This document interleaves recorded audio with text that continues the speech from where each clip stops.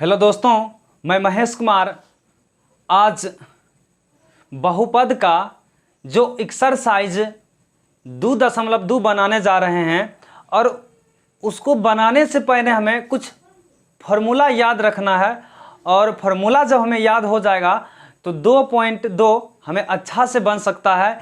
इसलिए आज ये वीडियो जो है सिर्फ फार्मूला बताया जाएगा और वो फार्मूला आपको बढ़िया से सीखना है और ये फार्मूला बिहार बोर्ड के ऑब्जेक्टिव में जरूर से जरूर पूछा जाएगा। चलिए स्टार्ट करते हैं। कहता बहुपद के शून्यक और गुणांकों के बीच संबंध ज्ञात करें।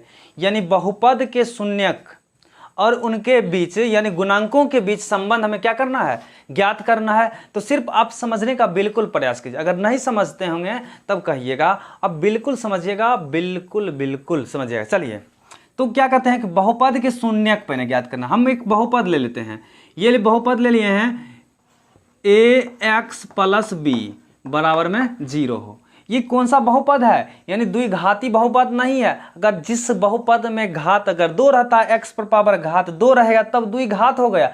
ये बहुपद कौन है? एक घाती बहुपद है, एक घाती क्योंकि x पर पावर कितना है? एक है। इसीलिए अरे एक नहीं लिखा पड़ा तो है वहां पर एक रखा हुआ, इसलिए एक घाती बहुपद है।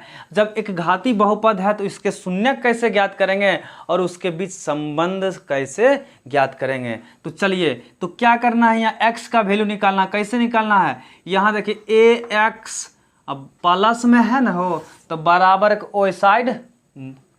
कोई साइड माइनस में तो बराबर -b।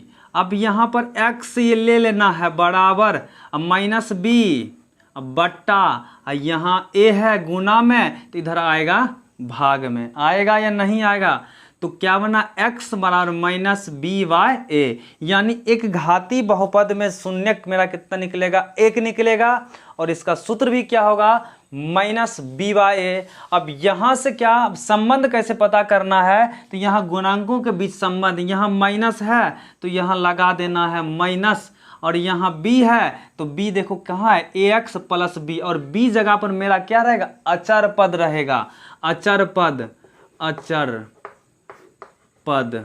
अब समझो कि अचर पद क्या होता है? जो 1 से इन्फिनिटिव तक लिखा जाता है वही मेरा क्या था? अचर पद। और a से z तक जो लिखा जाता है वो होता है मेरा चर पद हमेशा। यानी ये इधर वाला ये जो है b ये हमेशा अचर पद होता है, इसलिए माइनस अचर पद। अब बट्टा a जगह पर क्या है? x का गुणांक। देखो a है हो तो a के बगल में क्या है? x है, यहाँ पर गुणांक चिन्ह है हो तो x का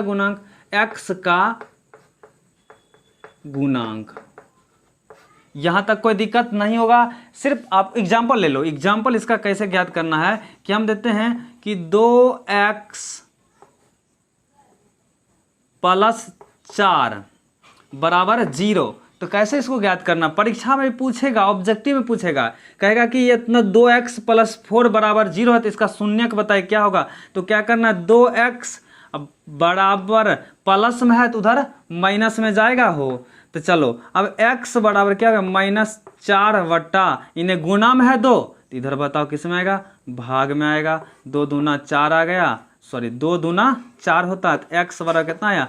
-2। अब नहीं कुछ है तो बट्टा में क्या लिखेंगे हो? 1 लिखेंगे। अब बराबर यहाँ 2 क्या है? 2 यहाँ माइनस है तो इसलिए -2 कहाँ है? ये 2 होगा। 2 होगा। ये इस तरह से आपको शून्यक ज्ञात करना है। यहाँ समझिए पहले, यहाँ 2 आया यानी x बराबर कितना आया? माइनस या काटना ही नहीं है। अगर काट देंगे तो मेरा क्या होता? नहीं बनता है ना, क्योंकि गुणांकों के संबंध हमें नहीं बन रहा है। तो x बराबर -4 बट्टा में 2 तो -4 है तो यहाँ लगाना है माइनस, और 4 जगह पर क्या? अचर पद है तो यहाँ लगा देना है अचर पद। अब बट्टा 2 कहाँ है? यहाँ है। 2 किसका गुणांक? x² का, x का गुणांक, x का गुना। बस इसी तरह से आपको क्या करना है? बनाना है। आप एक क्वेश्चन देते हैं, आप मेरे कमेंट बॉक्स में जरूर बना के x का गुणांक बताइए, सॉरी x का गुणांक नहीं यानी शून्यक इसे बताइए। यानी x + 1 बराबर 0। इसका आप क्या कीजिए? शून्यक बताइए ये कितना होता है? चलिए हम ये एक घाती बहुपद के लिए अब हम पढ़ेंगे द्विघाती बहुपद के लिए। इसको क्या करते हैं, मिटा देते हैं।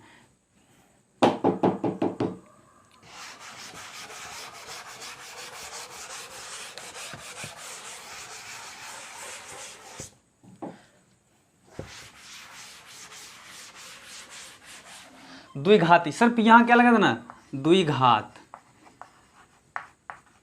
द्विघात बहुपद के शून्यक और उनके बीच गुणांकों के संबंध ज्ञात करना। तो चलिए द्विघात समीकरण किस रूप में होता है, ax² plus bx plus c बराबर में 0 होता है।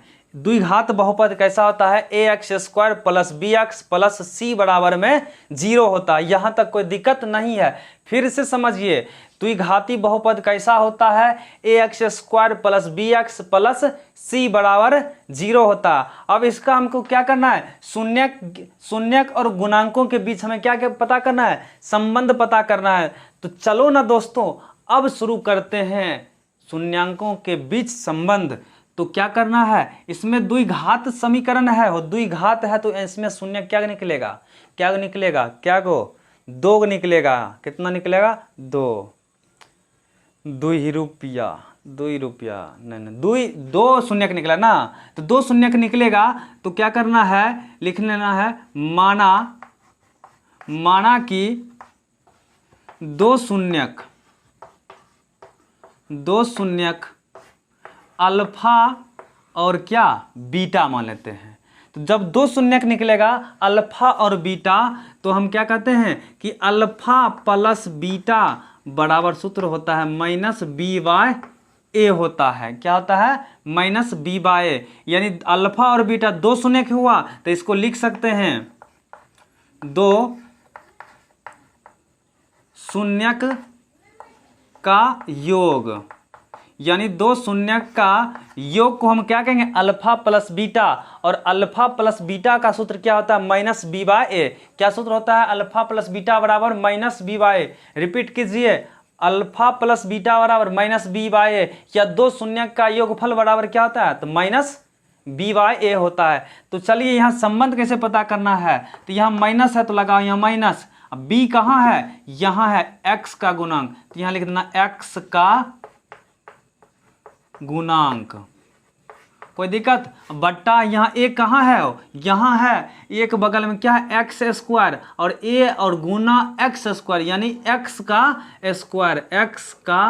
स्क्वायर का गुणांक। कोई दिक्कत यहाँ तक, ये याद हो गया होगा। अल्फा प्लस बीटा बराबर सूत्र क्या होता है, अल्फा प्लस बीटा बराबर सूत्र क्या होता है, माइनस b/a होता है। शून्यांक भी ज्ञात कर लेना है और संबंध भी बता देना। अब 2 शून्यकों के बीच गुणनफल, और 2 शून्यकों के बीच गुणनफल को क्या कहेंगे, अल्फा इंटू बीटा बराबर सूत्र होता है c/a। हिंदी में लिखो, 2 शून्यक का गुणनफल, 2 शून्यक का गुणनफल, 2 शून्यक का गुणनफल मतलब क्या था, alpha into beta. Alpha into beta बराबर क्या था, c/a। अल्फा इंटू बीटा बराबर क्या होता है, c/a होता है। रिपीट कीजिए, अल्फा इंटू बीटा बराबर c/a होता है। तो चलिए c यहाँ तक याद हो गया। तो चलिए यहाँ क्या है, c आपका क्या है, अचर पद। क्या है, अचर पद। आप समझते होंगे अचर पद। और a मेरा क्या है, x² का गुणांक, x² का गुणांक का हो। बतावा यहाँ तक कोई दिक्कत नहीं खिन हो। तो चला भैया आप का करें, यहाँ तक रउआ सब समझ गए नहीं। तो अब हम अगला जाए, कैसे बनाई त्रिघात बहुपद के शून्यक। आप सब यहाँ तक वीडियो देखते रहिए, आप सब बना और आपसे उतारते रहिए, रिवीजन करते रहिए। आपको चैप्टर बाय चैप्टर एक एक कॉन्सेप्ट के साथ, बेसिक के साथ आप सब कुछ दिया जाएगा। अब इसका एग्जाम्पल हम अगला चैप्टर में, अगला वीडियो जब बनाएंगे तब आपको एग्जाम्पल दिया जाएगा। आप इस सब का उतारते रहिए, कॉपी कलम लीजिए। तो चलिए अब हम त्रिघात बहुपद, यहाँ द्विघात मिटाते हैं, द्विघात मिटा देते हैं। तो का लगा देंगे, त्रिघात, नहीं सबों को मिटा देते हैं।